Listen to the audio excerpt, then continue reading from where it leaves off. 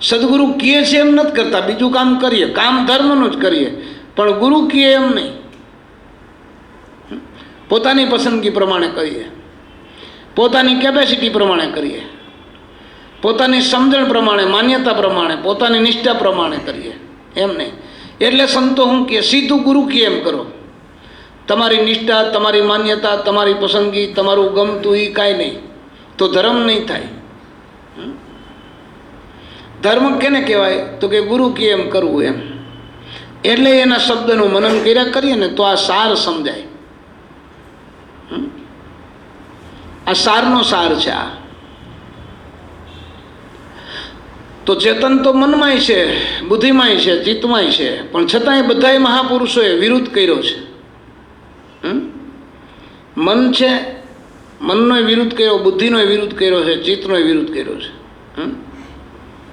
કેમ કે આ ત્રણના કુંડાળામાં જેટલા આવી ગયા એ બહાર નીકળી શકતા નથી. અને પાછું ત્રણેયની અંદર સપોર્ટ મનના ચેતનનો જ છે.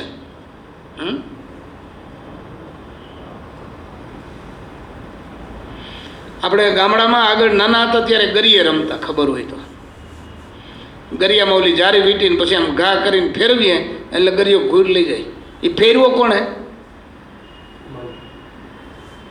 તમારા ચેતને. એ ચેતન મનમાં પડ્યું, મન ગરિયામાં પડ્યું, અને હોંશ આવી એટલે હોંશે હોંશે ઘા કર્યો તો ભમેડો કહેવાય. તમે ફેરવો ને એટલે ભમ થવા માંડે.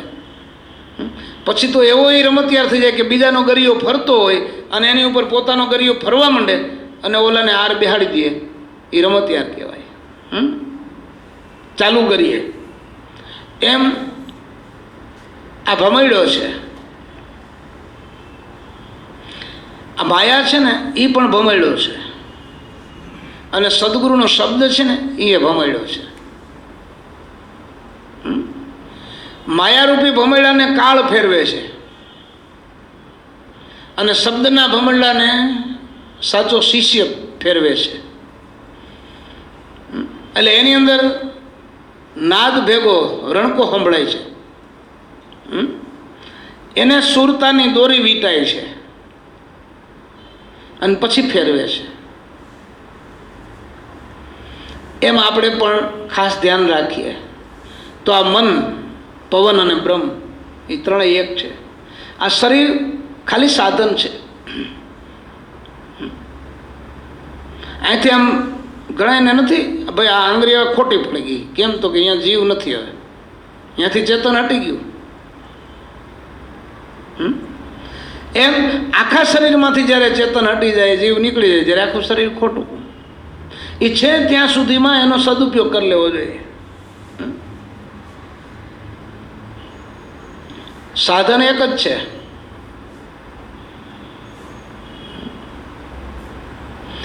ગાડી એકનો એક હોય, એક જ કંપનીની હોય, પણ એક ચોર એનાથી ચોરીનો માલ હાર્યા કરતો હોય, અને એક ગાડીવાળો છે એમાં દાનનો માલ હાર્યા કરતો હોય, એને પુણ્ય થાય, ઓલાને પાપ થાય. એમાં ગાડીને હું, એમાં શરીરનું એવું છે. જે સત્કર્મ કરે એ કમાણીનો માલ ભરીને હોય છે. આ ગાડી છે જીવનરૂપી. કોઈ આને ગાડી કીધી, કોઈ આને નૌકા કીધી, કોઈ આને તુંબો કીધો, કોઈ આને રામસાગર કીધો, કોઈ આને ઘડો કીધો, કોઈ આને કૂંપો કીધો, કોઈ આને ગોદડી કીધી, તો કોઈ આને ચાદર કીધી, તો કોઈ વળી આને ચૂંદડી કીધી. વાત બધાની એક છે.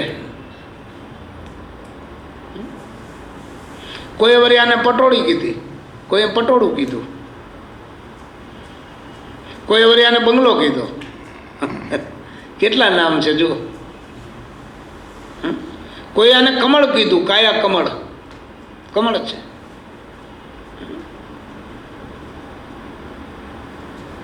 કમળ કેવી રીતે? તો કે જો ભગવાનના દર્શન આંખેથી કરીએ, સંતોના દર્શન કરીએ તો નેત્ર કમળ કહેવાય, નકર એને ડોળા કહેવાય. હાથથી સંતોની સેવા કરીએ તો હસ્ત કમળ કહેવાય, નકર આ ધોકા, લુગડા ધોકાવાના, બીજું કંઈ છે નહીં. દોડી દોડીને સંતોના ચરણની સેવા કરીએ સંતોની તો આને ચરણ કમળ કહેવાય, નકર ટાટિયા કહેવાય. મોઢેથી ગુરુના ગુણ ગાયા કરીએ તો મુખ કમળ કહેવાય, નકર ડાચું કહેવાય.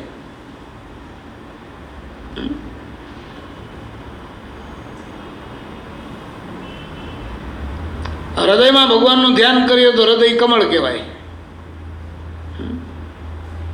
નકર ખટારાનું ટાયર જ એમ ટ્યુબમાં કેમ હવા ભરી રહીએ એમ ભર્યું રહીએ, મારે આયલા કરે. એમ આખી કાયા છે એ કમળ છે. કાયાને પહેલાં કોમળ બનાવીએ, સંતોની રેણીમાં રહીને, એની કરણીમાં રહીને, એની આજ્ઞામાં રહીને કોમળ બને, પછી કમળ બને. અને કમળ બની જાય પછી કમલાપતિ એમાં બિરાજે. સીધી વાત છે. જેને આપણે રામ કહીએ, કૃષ્ણ કહીએ, ભગવાન કહીએ, વિષ્ણુ કહીએ, શિવ કહીએ, એ બધાય મહાપુરુષો જેટલા થઈ ગયા એને શરીરમાં જ ભગવાનને ગોઈતો છે.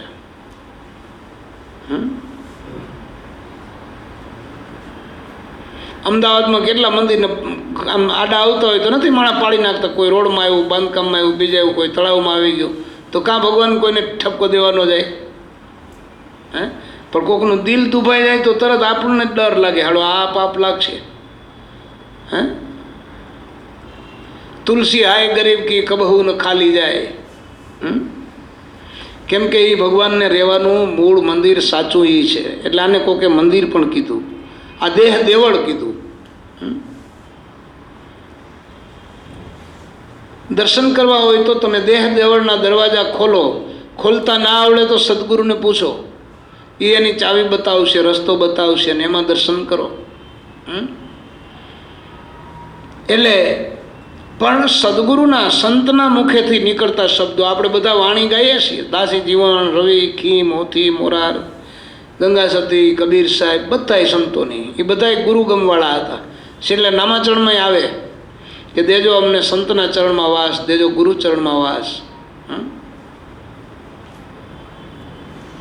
ભગવાનના ધામમાં આપણે જવા સારું કોશિશ કરીએ, પણ ધામમાં ભગવાન છે નહીં. ભગવાન તો સંતો પાસે હોય. બરાબર ને? એમ એટલે બધાએ કીધું કે આપણે સંતો પાસે જવું છે, એના ચરણમાં રહેવું છે. પછી સંતને એના બહારથી, શરીરથી એને ઓળખી ન શકાય, માપી ન શકાય. એ કેમ કરવા માંડો તો તમને પ્રેક્ટિકલ અનુભવ થવા માંડે, પ્રત્યક્ષ. ડૉક્ટર તો આપણને દવા આપે, ખાવી તો આપણે પડે, પરેજી આપણે પાડવી પડે, હાલવું પડે આપણે, એના મૂલ પણ ચૂકવવા પડે આપણે. બિલ તો દેવું પડે, ડૉક્ટર કહે એ પ્રમાણે. એનું નિદાન કર્યું એનું બિલ દેવું પડે, દવાનું બિલ દેવું પડે. ત્યારે સંતો તો એમ કહે અમારે તમારું કાંઈ જોતું નથી, લ્યો. પણ ભગવાને તમને આ બોડી આપી છે ને, એનું ઋણ છે તમારી માથે, આપણા બધાય માથે. બીજું, માના ઉદરમાં આપણે રહ્યા છીએ 9 મહિના, અને એ માતા પિતાએ જન્મ લીધા પછી આપણને પાળી પોષીને મોટા કર્યા છે, એનું ઋણ છે. જે સમાજની અંદર આપણે રહીએ છીએ તો ત્યાં અળખે પડખે બધું કોક શાકભાજીવાળાનું, બીજાનું, ત્રીજાનું એવા ઋણ છે. ફળ ફૂલના ઋણ છે, અનજળના ઋણ છે, પૃથ્વી માથે પગ દઈને ફરીએ છીએ એના ઋણ છે. એ તો દેવું પડશે. ગુરુ મહારાજ કે અમને કાંઈ નહીં દ્યો, કાંઈ નહીં, અમે તો તમારું ફ્રી ઓફ કલ્યાણ કરશું. પણ ઓલાના જે તમે ઉધારી ધંધા કર્યા છે ને એ દેવા પડશે. એટલે દાસી જીવણે એમ કીધું, મૂળગા લેણા માથે છે અને નવા કાં કરો, આમ કાં કરો, તમે આમ કાં કરો, આવડા એકાયરા ફૂલા શું ફરો. એટલે ખૂબ જ ચીવટ રાખીને અભ્યાસના માર્ગે આગળ વધવું. હવે તો એક સમય એવો આવવાનો છે કે સંત સમાગમ વિના બીજી ક્યાંય વાત જ નહીં હોય. એટલે ભક્તિ માણસને આગળ કરતાં અત્યારે હેલી છે ને, હજી અત્યાર પછી ભવિષ્યમાં બધાને હેલું થતું જશે, અને હેલું થતું આવ્યું છે, આપણે જોઈએ છીએ. તો સંતોના વચનમાં, શાસ્ત્રના વચનમાં વિશ્વાસ મૂકી અને નિર્દોષ ભાવે, નિષ્કપટ ભાવે, શુદ્ધ ભાવે, તર્ક અને વિતર્ક વિના, સંકલ્પ અને વિકલ્પ વિના શુદ્ધ પ્રેમ કરવો.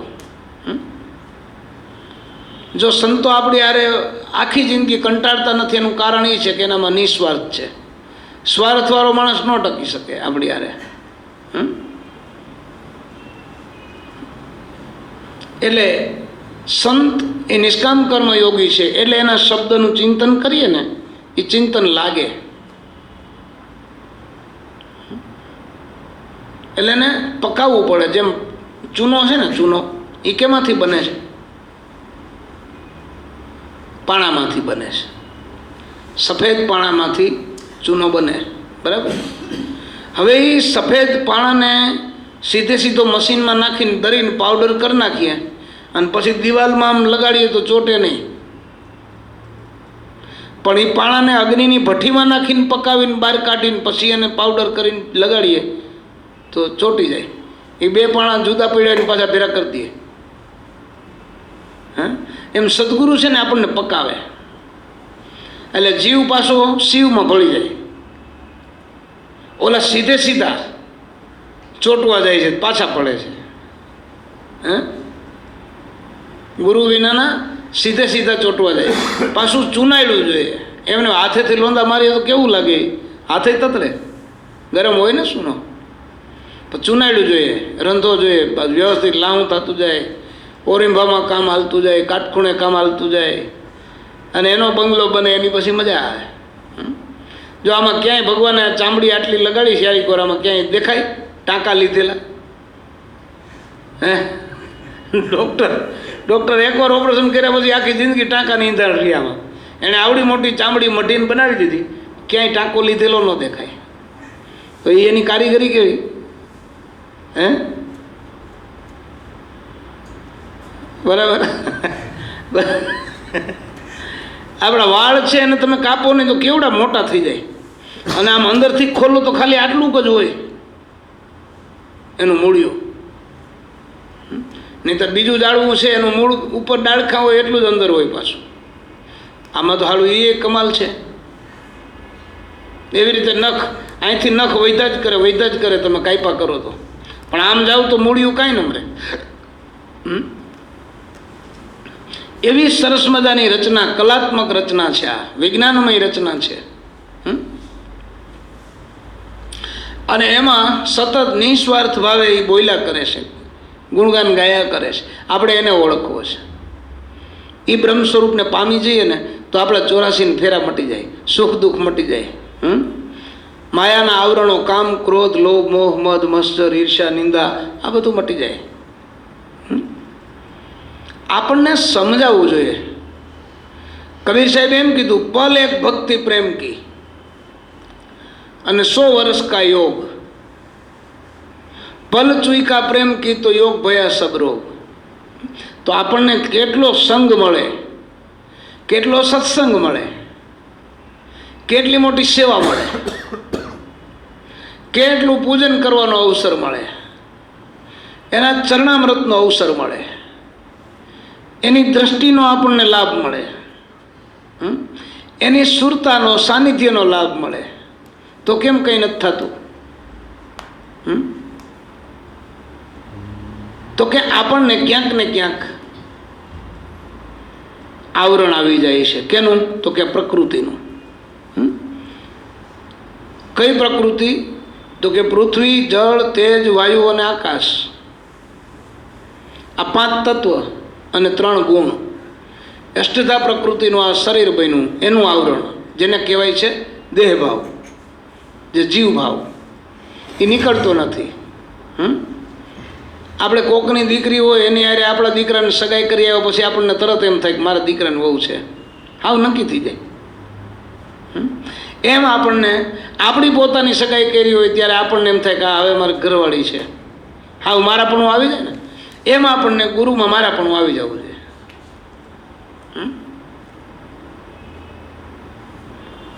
આ ગુરુ મારા છે, આવું નક્કી થઈ જવું જોઈએ.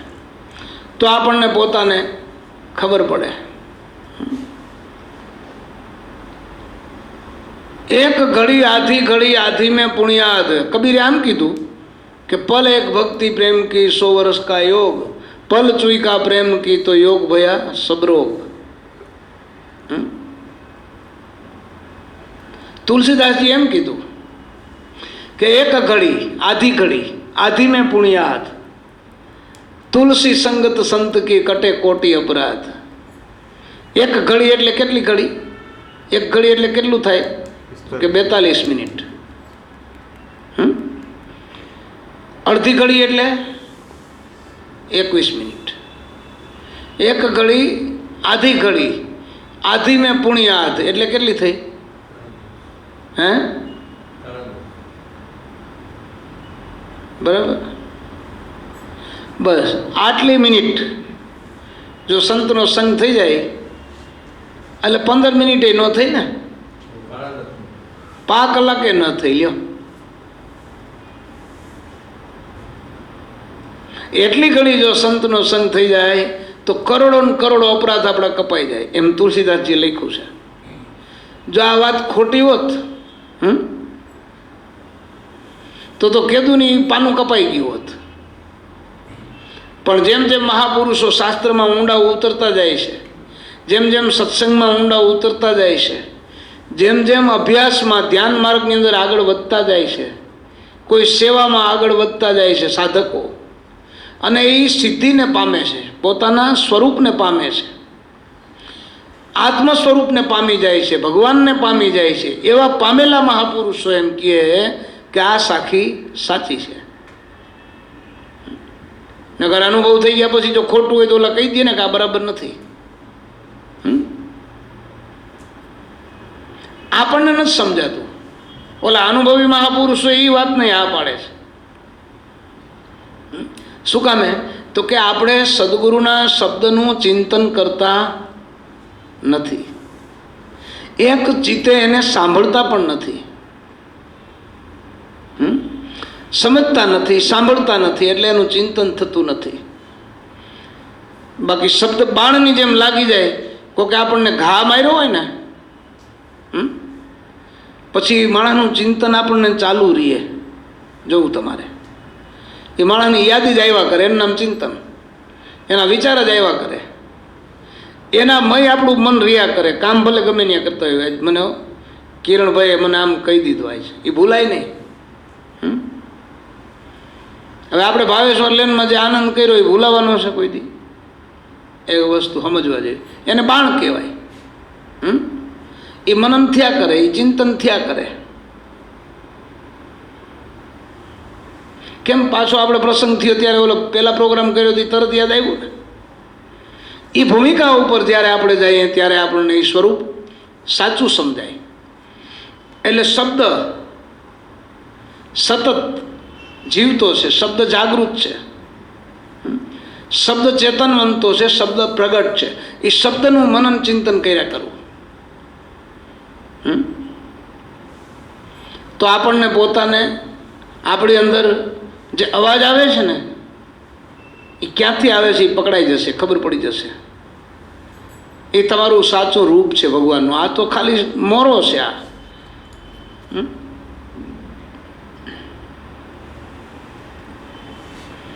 આ રૂપ નથી, એ રૂપ તો અંદર છે સાચું.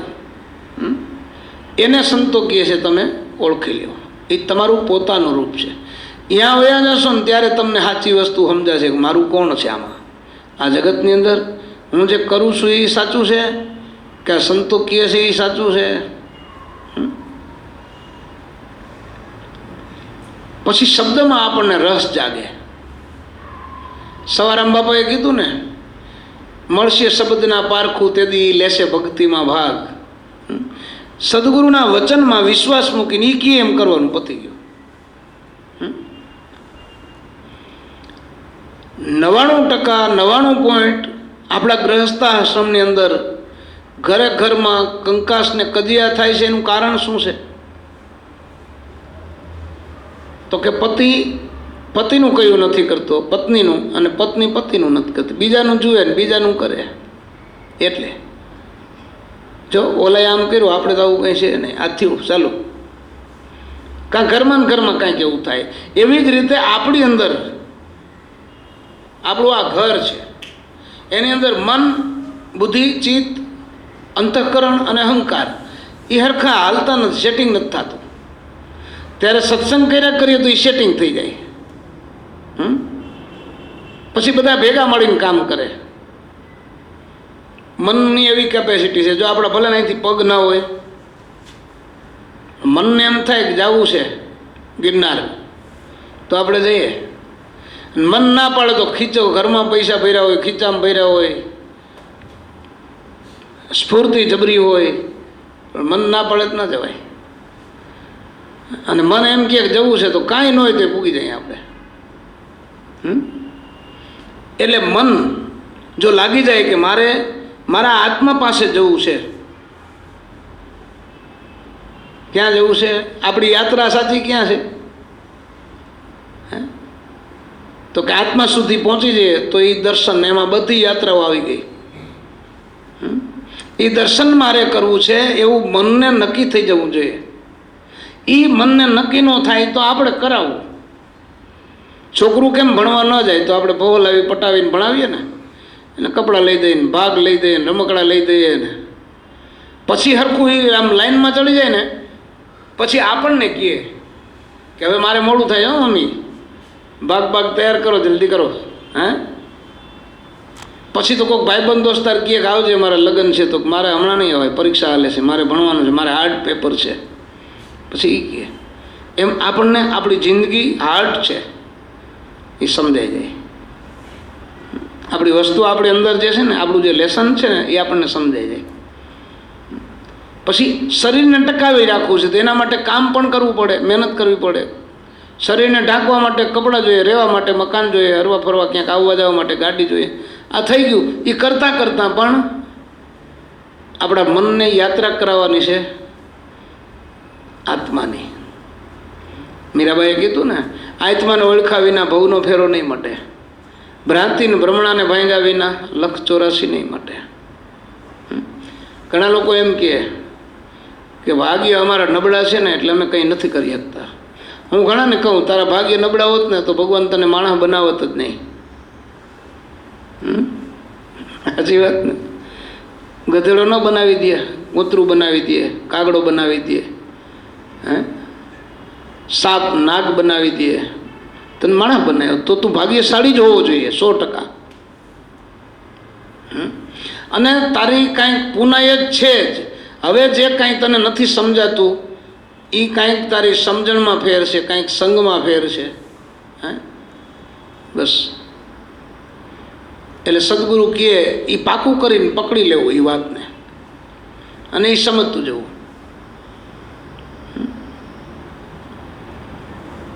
તો જુઓ, તમને પોતાને એમ થાય કે અરે આ હું, આ તો આપણી માલિકોર જ અણમોલ ખજાનો ભર્યો છે આમાં. હીરા માણેકને મોતીને ઝવેરાત એની પાસે કાંઈ નહીં. સ્વર્ગને, દેવલોકને, સતલોકને, બ્રહ્મલોકને, વૈકુંઠ એની પાસે કાંઈ નહીં. એટલે નરસિંહ મહેતાએ કીધું વૈકુંઠ નહીં આવું. ગાયું ને એણે, હે મારું વનરાવન છે રૂડું, એ વૈકુંઠ નહીં રે આવું. મારું વનરાવન છે રૂડું, એ વૈકુંઠ નહીં રે આવું. શું કામે? સ્વર્ગના લોક તો છે યતિ કૂડા, સ્વર્ગના લોક તો છે યતિ કૂડા. હે મારા વ્રજના લોક યતિ રૂડા, ઓ નંદજીના લાલ રે વૈકુંઠ નહીં રે આવું. આ નરસિંહ મહેતો કહી શકે. એને કેવું કીધું? સ્વર્ગના લોક, સ્વર્ગમાં રહેવાવાળા માણસો. આપણી કલ્પના કંઈક બીજી છે ને, એ સ્વર્ગમાં કેવું હોય છે. નરસિંહ કે ના, અહીંયા માન નથી આવું, સ્વર્ગમાં નથી આવવું, વૈકુંઠમાં નથી આવવું. મારું વનરાવન છે રૂડું, હો નંદજીના લાલ, વૈકુંઠ નહીં આવું, સ્વર્ગમાં નથી આવું. અમારા આ વ્રજ છે ને, આ વ્રજના જે માણસો છે ને એ મજાના છે.